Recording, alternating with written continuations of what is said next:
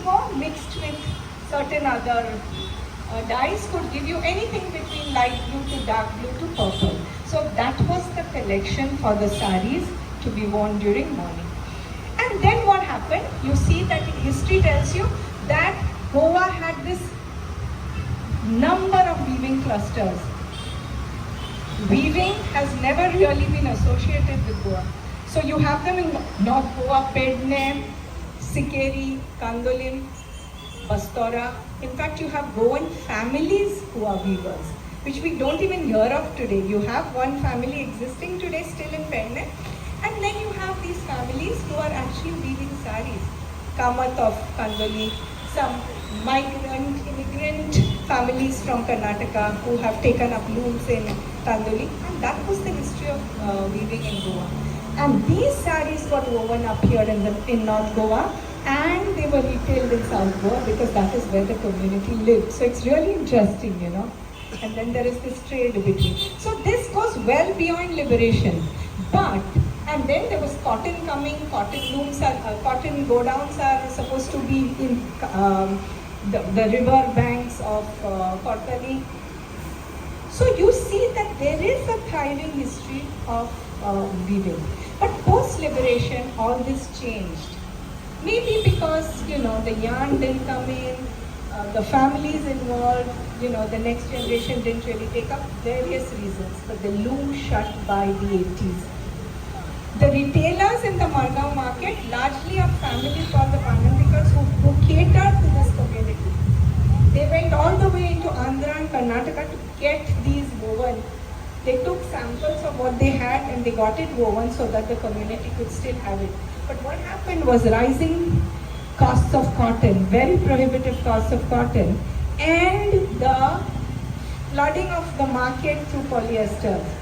Easy, colorful, you know, easy to wear, easy to wash, easy to dry, and sudden burst of color. So the old women who wanted to still stick to the sari wore the same daily, the same way, but they used polyesters. And then there was, just like any other community today, the sense of modernization where the younger ones don't want to wear.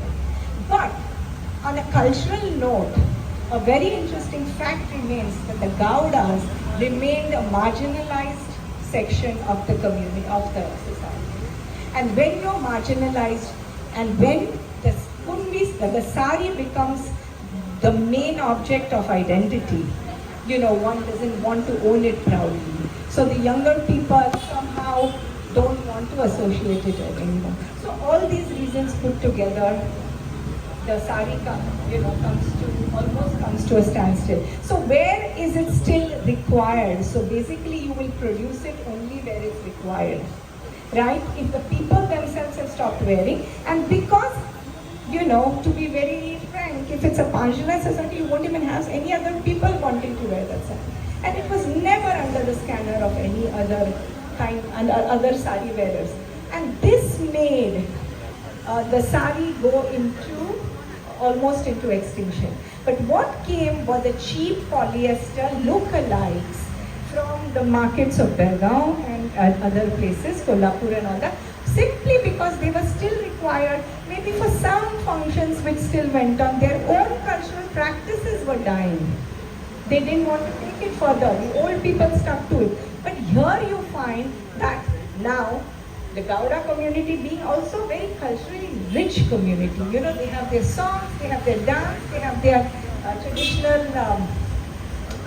instruments. So this becomes a part of the showcase of Goan culture. And where does the showcase go? With the boom of tourism, it goes into hotels, it goes onto river cruises, it goes into, you know, welcoming dignitaries from wherever, from Delhi or from across the world. And this is where you have a different set of people. That is like young students and, you know, people wearing these saris, these lookalikes, and performing. So where is the role of the community now, you know? But then you would be knowing that about 12, 13 years ago, Wendell Rodrigues came about with his own sari, his own interpretation, and with due respect to his own interpretation, he was the guru of minimalism. And he did not bring the sari out just the way it was. He had his interpretation and so be it. But what he did was he engaged the last surviving weaver who didn't really weave saris at that time, in his time, but he made it and with his own interpretation of very light pastel colors through organic, like using mud and using all kinds of organic material. He brought out this sari which had mainly the checks in broad, big checks, in very, pastel hues and stuff like that. And that is when the word Kundi came into the world of fashion.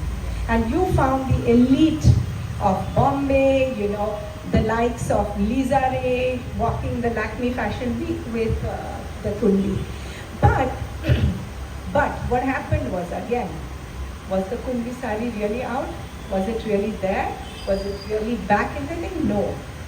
But then, thanks to social media, thanks to Facebook, and thanks to this sudden resurgence of the sari as an attire from the younger generation, somewhere there was an excitement.